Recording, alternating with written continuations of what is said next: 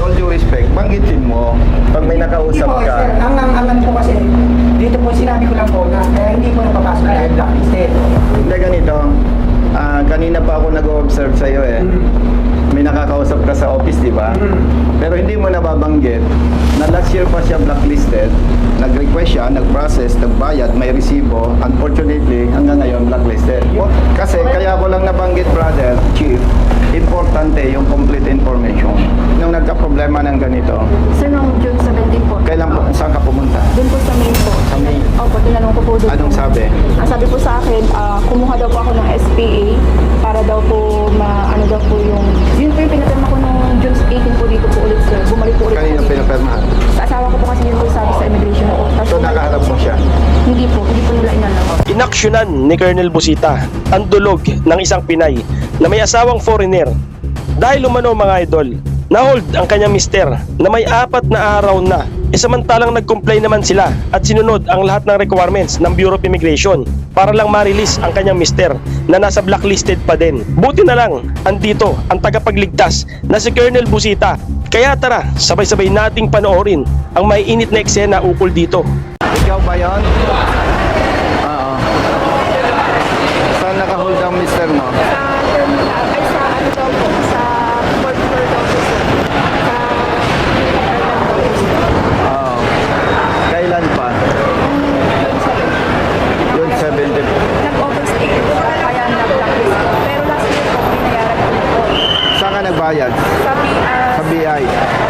mas galing po ako kanina dun, sir, kasi pinakabalik-balik ko ako.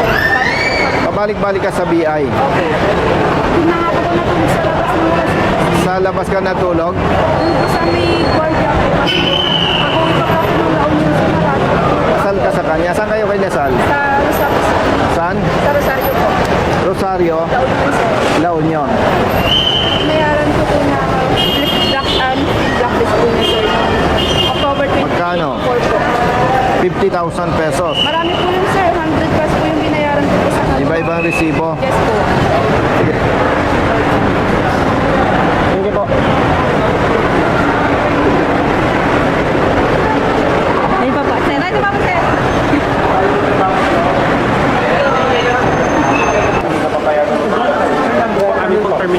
Ay, good afternoon. Pinay siya. Okay. May information siya na na-hold yung kanyang mister. Kasal siya. Ano ang asawa niyo? Muhammad po. Muhammad Izeldin Sid Ahmad po. Ibrahim. Ito, Mohamed Isaldin. Blacklisted po siya. May mga receipt siya dito na inayos niya, binayaran niya, brother. Brother, excuse me for your information lang, public service. So, naka-record tayo, ha?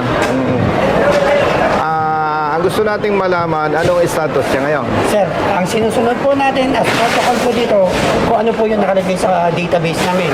Kung dumating po ng June 17, blacklisted pa po, ibig sabihin, hindi pa po lifted ang ating yung blacklisting niya. Ang only the commissioner po ang Yes. ano po. Oo. So maghihintay po tayo ng order from the commissioner. And then sila na po mismo ang maglilift doon para po matanggal dito. Naintindihan ko, kaya nga ako nag-check dito kung nandito. So, based on your data, Yes. nandito yung tao. Pwede bang bisitahin namin? Kailangan po natin ng ano po, escort po sa airline. With respect sa iyo, brother, siguro, ikaw magko-coordinate. Sige po, tara po. Sige lang. Basis na lang. Po tayo sa Oo. passenger mo. Good afternoon. Nakasama ko po si Colonel Busita. Congressman po. Okay, meron tayong student pa. Salamat po. Philippine Airlines. Asawa daw ng Pilipina. May blacklisted so na hindi natin nakapasok. Gustong bumisita. Nagaan si Colonel Busita na makapasok din.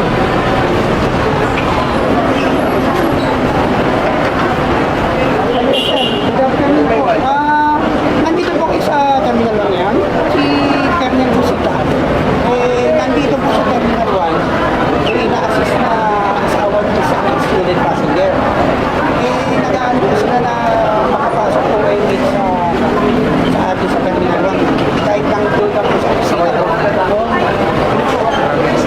Kaya nga po, hindi po wala ka na pong tulog. Tapos lang po. Brother, Sambales po. Okay. Saan po? Ganito yan. Sambales. So, hindi po namin nabayaran. So, last year lang po nabayaran. Lagi po, sir. Sinalo po Sambales. kayo? Nagalit na po. Sige. Okay, sir.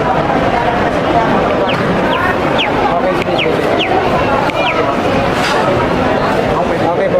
With my wife po.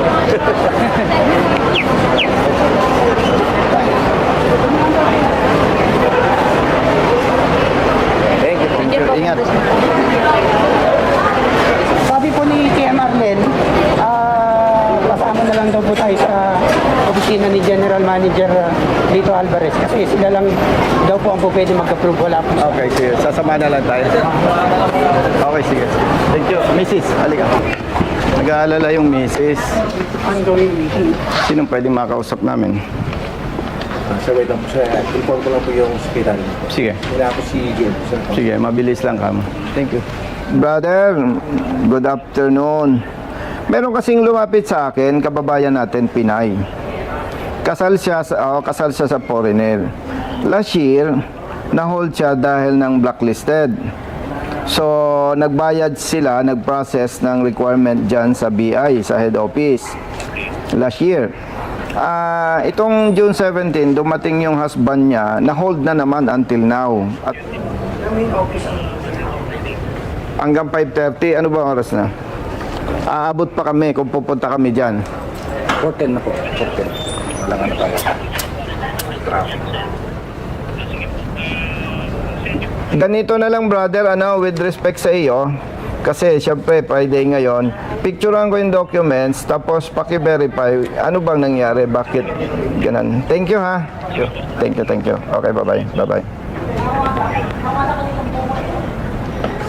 Picturean ko. Pareho ito, tsaka yan. Opo, naka-attach po dun sa lifting po niya. Sir, nasend ko na po lahat. Nasend mo na sa office nyo. Yung mister niyo po ba, bakit na blacklist? Nag-overstay po ba dito? Overstay. Nung last time po, nag-overstay po siya. Okay. So, nung last year po, Indigency. So, indigency. So, nakabayad na po lahat Yes ng po. penalties. Opo. May Okay resibo. din po, pinorward ko na po lahat dyan sa staff ni Commissioner Biado. Ang tanong brother, kung tayo nasa kalagayan niya, siyempre gustong makita. Ano ba ang polisiya ninyo? Magpa-escort na lang tayo hanggang sa... Nandun na po sa opisina ko yung asawa po niya. Oh, sige. Pinababa ko na po. Okay, thank you. Thank you po. Kung may excluded passenger kami, kailangan gusto lang daw po nakita ng asawa yung passenger. Nandun na po sa opisina ko. Ano sir eh, actually si Sir Robert, nasa eh. FGM. Oo po. Oo nga po, hindi rin namin Kasi mako. nandito si Mr. Alvin. Pwede po bang... Sir, Nagkaroon. mangingi ako din ng permiso. Kahit ang nandun na sa opisina ko, pinababa ko na yung pasahero, yung asawa ng Pinay, para lang makita niyang maayos yung asawa niya kasi dumating dito blacklisted so hindi natin mapapasok. So, it's been 4 days na daw. So, nagwo-worry na ang asawa. Iano lang natin. May opisina? Oo, nasa opisina. Dito nag-aral yung husband mo. Sa Baguio po. Ilang years? 1 year po sa Baguio, tapos sa Dagupan po is 2 years po. Brother, yes. Check ko na po, initially, hinahanap lang itong documents na pinili ko po kung nasaan. Pero naipilit ko na rin po sa terminal pad na yung subject natin. Anong status niya? Hinahanap pa po yung documents po niya. Right now, pinapatrace pa po namin. Alam na rin po ng school staff namin, inasikaso na po nila Congressman. So So, balikan ko po kayo once ma-confirm namin kung nasaan yung documents. Kasi sa records po namin, wala akong natatransmit sa Office of the Commissioner. So most likely, nasa legal division pa po siya. Tinitrace lang po ngayon.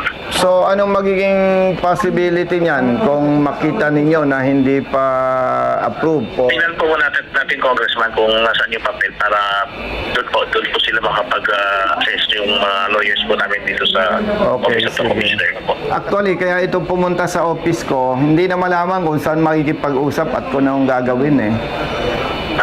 Oo, opo. kaya kami umeepal. Anyway, hindi mo naman kasalanan yan, ano? Wait ko na lang kung anong advice ng BI. Sige po sir, Antayin ko lang po yung sa legal po para makita lang nila yung documents, then ma-assess ko yun kung ano talaga yung course of action na gagawin po. Okay, please. Okay, sir. Sige po. Okay, bye-bye. Sige po, Bye-bye.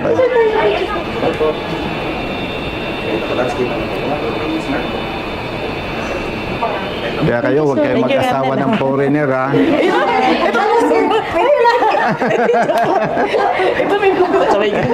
Bye-bye. Thank you. Brother, saan tayo daw? Okay, tama. Sama mo. Brother, pakamay.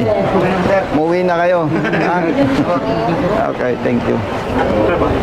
Pasok tayo, Chief. Third na lang tayo. Boss, brother, mamayat ka, ha? Okay, sige. Dito na tayo sa lalabas na tayo. Brother, Laurente, taga saan ka? Sa Lusot, sir. Layo, ah. Thank you.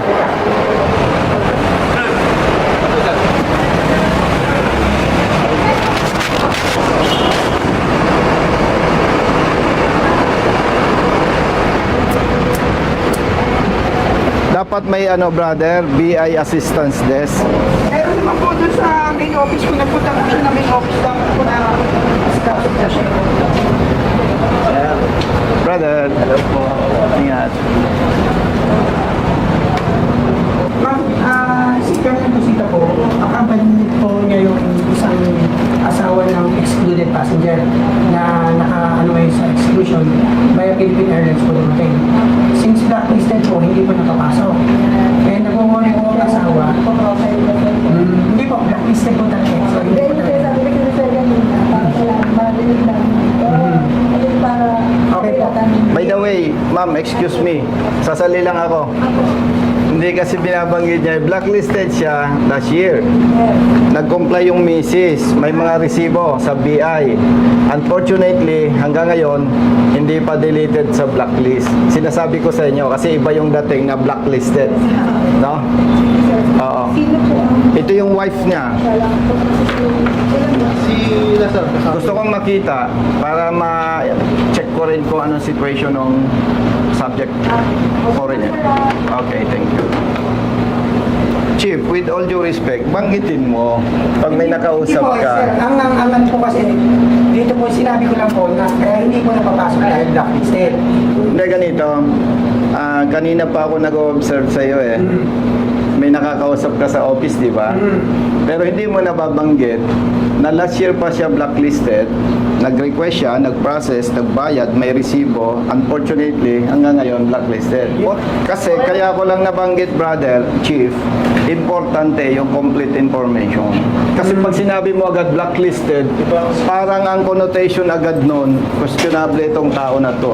Pero at least masabi natin na last year, nag-process, may documents, may payments, medyo maiiba ang dating. Yun lang ang request ko. Kasi pag sinabi natin blacklisted, kahit ako, pagkausap mo, Sir, Colonel, blacklisted eh. Pero kung mas ma-inform natin yung mga concerned party na ito ay nagbayad, nag-process, hanggang ngayon, hindi pa na-lift yung blacklist niya, iba yung, kailangan, alam kasi yung complete information. Yun lang naman ang aking punto on behalf of his wife. Good afternoon. Wait lang sir, yung ID na lang po sir, tsaka Nung nagka-problema ng ganito, Sir, noong June 17 po. kailan po, saan ka pumunta? Doon po sa main po. Sa main? Opo, tinanong ko po doon. Anong sabi? Ang sabi po sa akin, kumuha daw po ako ng SPA para daw po ano daw po yun po yung pinapirma ko nung June 18 po dito po ulit sir. Bumalik po ulit Kanina ako dito. pinapermahan? Sa asawa ko po kasi yun po sabi sa immigration po. Tapos So bumalik nakaharap po. mo siya? Hindi po nila inalaw. After nun, anong nangyari? Ano po, di pinasis ko po ulit tapos pinagawan po ulit ako ng SPA na representative po ako. Tapos bumalik po ulit ako doon, sabi po sa akin, balik ka ng Friday para to follow up daw po. Di bumalik po ako kanina. Nag-attend na po ako doon na hanggang magbukas po. Tapos nung sinabi ko po, Sabi niya hindi pa daw po siya napaprocess. Sabi ko naman po, last year pa po yan. Ibig mo sabihin, walang malinaw na sinabi sa'yo sa Bureau of Immigration? Wala po. Nung umakyat po ako ng commissioner po, Office of the Commissioner. pinasa po ulit ako dun sa taas po. Tapos nung pinakita ko po yung document po, sabi po niya, ma'am, pulin mo to. Sabi niya, punta ka, mag-request ka ng SPA. Yun po yung ulit yung ginawa ko po, pumunta po dito sa airport po. So, hindi lang 4 na beses. Hindi po. Taga La Union ka. Yes, sir. Rosario po. May kamag-anak ka dito sa Manila, Sa Cavite po. sa Cavite. So, ibig mo sabihin, naku, La Union. Kasi galing pa po siya noon. Ibig mo sabihin sa La Union ka umuwi.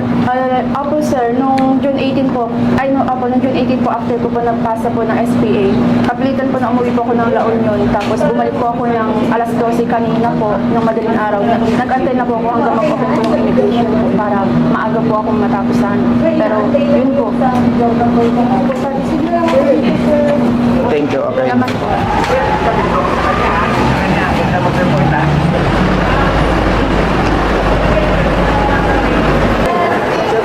Hello. Thank you. Ay, thank you. Thank you. Kasi, bro, saglit ah. Kababa lang namin dyan. Opo, sir. Saan kayo galing? Sa Sydney. Australia, sir. Isin mo tayo. Congrats ha, congrats ha. Okay, thank you, ma'am. Thank you po sir. Thank you. Ingat. Boss, salamat. Okay, thank you ha. Brother. Oh, sige. Pero kailangan po. Thank you. Thank you. Kukunin lang natin yung ID. Salamat ha. Yes, sir. No problem, sir. Okay. Brother, good afternoon.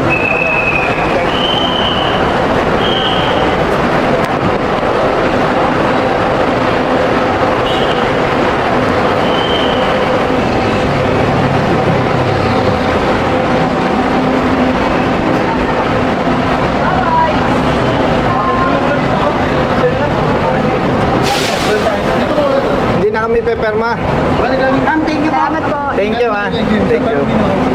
Si TM ang Brother, salamat sa assistance. Chief, Ingat po. salamat. Chief, Totoy Vivo. Thank you po.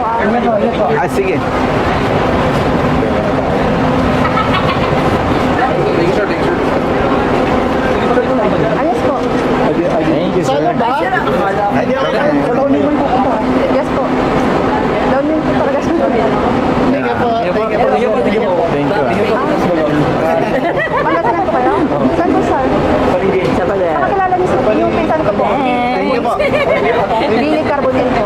Brothers, may bayad to ha. Alas na destino po ulit siya dun sa Opo. Thank you ha. Thank you. Dito ko po dati yung retirement na Kapitula po. Kapitula po. Thank you. Ingat kayo ha. General. Ingat. Thank you, Dito ko po brother. yun. Brothers, sabi mo sa tropa ha. Thank you.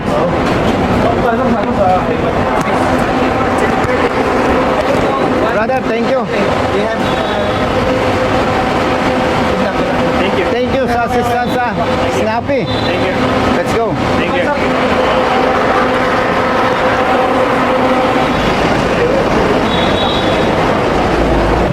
Magandang araw po sa ating lahat. Narito po tayo ngayon sa Pasay, labas ng NAIA Terminal 1. At ito po ang ating kapatid na si Brother Mohamed Ibrahim. Yes, sir. Yes, sir. Ay husband nitong ating kapatid na Pinay. At base po sa documents noong 2024, na-hold na yung ating kapatid na si Mohamed. Yes po. Dahil nasa blacklist siya. Nasa blacklist, ibig sabihin, mayroong document siguro na kailangang makomply. And according to his wife, siya ay nag-aral sa Pilipinas. Yes. Mga more or less ilang, how many years? 3 taon po. 3 taon. Kita mo, ang galing mag-Tagalog. No? And itong June 17, Yes po. bumalik siya sa Pilipinas. Na-hold siya ng Bureau of Immigration. And ngayon ay 20, kaya 17, 18, 19, 20. Kung bakit sila ay katabi ko ngayon, itong kanyang misis, yung kanyang wife, ay pabalik-balik sa Bureau of Immigration. Yes po. Walang malinaw na advice kung ano ang kanilang gagawin. Kaya ang ginawa po natin with Brother Matt and other staff, pumunta tayo sa Terminal 1 sa Philippine Airlines para alamin ano ang status nitong ating kapatid na si Mohammed. At napag-alaman natin doon pala sa holding room, Yes po. walang bed, walang maayos na facility. Para kang nasa isang open office lang, open office, tama? Yes po. At hindi maganda, hindi nakakatuwa. And mabuti na lamang, Brother Matt, Yes po. mayroon tayong kaibigan sa Bureau of Immigration. Agad-agad nating naitawag ito. Hindi naman natin binaraso. Ang sabi natin sa kanila, ano ba ang status? Ano ba ang dapat nilang gawin? So nakita nila sa files na sila ay may application, may mga resibo ng pinambayaran. Kaya hinihiling natin sa Bureau of Immigration, especially sa Commissioner, na sana wag nang danasin ito ng iba. Bagamat itong ating kapatid na si Mohammed ay foreigner, tao pa rin siya. Ibig sabihin tao, dapat ay tinatrato siya ng tama sa pamamagitan ng pagproseso ng kanilang documents sa lalong madaling panahon. Hindi katulad nito, ilang months nang inabot, no? At itong ating kapatid na Pinay, pabalik-balik pa from La Union to Manila dahil wala naman siyang kamag-anak pala dito sa Metro Manila. Tama? So, ganun lamang. Ito po ay of course, sa tulong ng ating mga kaibigan sa airport, no? Hindi ko naman kilala, hindi ko na isa-isahin sila. Inilalabas natin itong video na to, one, para ipakiusap sa Bureau of Immigration na sana wag ganito. Pangalawang purpose, bakit inilabas natin to? Ito ay pangalawa na sa ating inaksyonan na may problema sa Bureau of Immigration, na sana mabigyan ng atensyon itong mga ganitong problema, na iangat natin ang antas ng ating public service regardless kung foreigner or Filipino o Pilipina. Dapat ayusin natin ang serbisyo at huwag nang maulit pa. Kanina merong security area na hindi kami pwedeng mag-video. Siyempre, respeto sa authority, hindi kami nag-insist. Yes po. Kaya doon sa aming pag-uusap, doon sa proseso, ay wala kaming video. By the way, tama-tama, ang aking t-shirt ngayon ay Real Service Advocates of the Philippines, hindi Road Safety Advocates of the Philippines. Binuo namin ang Real Service Advocates of the Philippines, RSAP, para hindi sasabihin ng iba, masyadong epal si Colonel Busita, pati hindi problema ng motorista pinapakialaman. At sa ating mga kababayan na magkakaproblema, na nangangailangan ng tulong, Yes sir. basta legal, basta tama, kakampi po ninyo kami. Congratulations. Thank you. Okay sir. Thank you sir. Congratulations. May kakampi ka, nandiyan si Colonel Busita, nandiyan si Colonel Busita. Huwag ka naman ang di ka nag-iisa, basta tama may kakampi ka, nandiyan si Colonel Busita, nandiyan si Colonel Busita. Bilat sa init, minsa'y basa din ng ulan, pawis na gumuguhit sa mismo ring katawan. Kadalasang sumisingit, pagod nararamdaman, ngunit diretso sa pagpihit, kumalaman ng tiyan. Bawat daan ng masikip, pinipilit malusutan. Marating lang ang lugar na dapat kong puntahan. Maihatid ang pagkain, serbisyong nakalaan para sa mga taong kailangan kong pagsilbihan. Napili kong hanap buhay, makipagsapalaran. Magdamag man sa daan, puyat man ay tatatagan. Para sa pamilya ko na laging nakaabang, handa akong gawin lahat, mabuhay lang ng marangal. Kahit pa may sandaling tila ba natatapakan ng karapatan sa tuwing minsan ay nararanasan di patas na pagtingin ng ilang nanunungkulan. Mga taong abusado sa kimsa kapangyarihan. Di ka nag-iisa.